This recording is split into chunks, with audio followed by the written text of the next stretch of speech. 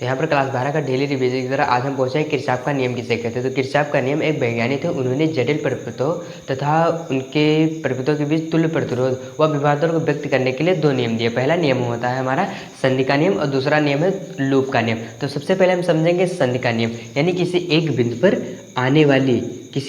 पर आने वाली धाराओं का बीजगणितीय योग क्या होता है, शून्य होता है। तो ई बराबर 0। अगर मान लेते हैं कोई धारा आ रही है तो उस पर प्लस चार्ज होगा और जब जा रही है तो उस पर माइनस चार्ज होगा, यानी कि I1 धारा यहाँ पर क्या हो रही है, जा रही है, तो यहाँ पर क्या होगा, माइनस होगा। I1 प्लस I2 क्या है, आ रही है, I2 plus I3 plus I4 और I5 जो है हमारी जा रही है धारा, तो I4 यानी आ रही है और I5 जा रही है, तो I5 बराबर क्या हो जाएगा, 0 हो जाएगा। कुल योग बराबर क्या होता है, 0। तो यहाँ पर हम क्या करेंगे, पक्षांतर कर देंगे।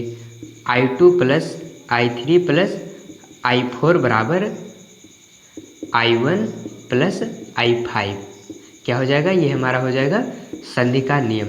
ये संधि का नियम से हमारा फार्मूला बहुत ही आसानी से निकल कर आ गया। तो आई होप ये संधि का नियम बहुत ही आसानी से समझ गए तो वीडियो को लाइक कर, पेज को फॉलो कर दे। मिलते हैं ह्यूस्टन स्मिथ किसे कहते हैं। तो ह्यूस्टन स्मिथ को सबसे पहले इंग्लैंड के एक वैज्ञानिक थे जिनका नाम था प्रोफेसर CF ह्यूस्टन, जिन्होंने ह्यूस्टन स्मिथ को खोजा था। इसमें देखा जाता है 4 ऐसे प्रतिरोध हैं और उन 4 प्रतिरोधों में 3 प्रतिरोध का मान दिया होता है परंतु एक प्रतिरोध का मान नहीं दिया होता है। तो उसको ज्ञात करने के लिए उन्होंने एक नियम दिया। जैसे यहाँ पर देखा जाता है 2 समान प्रतिरोध है, यानी कि 2 समान प्रतिरोधों का अनुपात P/Q अनुपात 2 समान प्रतिरोधों का अनुपात शेष 2 प्रतिरोधों के अनुपात के बराबर होता है, PQ/RS।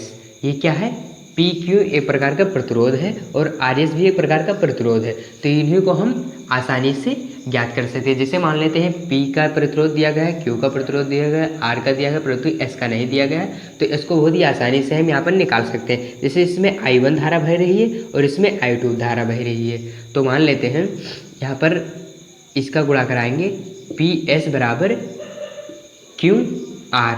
अगर हम निकाल लेंगे S का तो S बराबर हमारा हो जाएगा Q इंटू R/P, जिससे S प्रतिरोध का मान आसानी से निकल आ जाएगा। तो आई होप ये फार्मूला बहुत ही आसानी से आप समझ गए तो वीडियो को लाइक कर, पेज को फॉलो कर दें। मिलते हैं नेक्स्ट वीडियो में।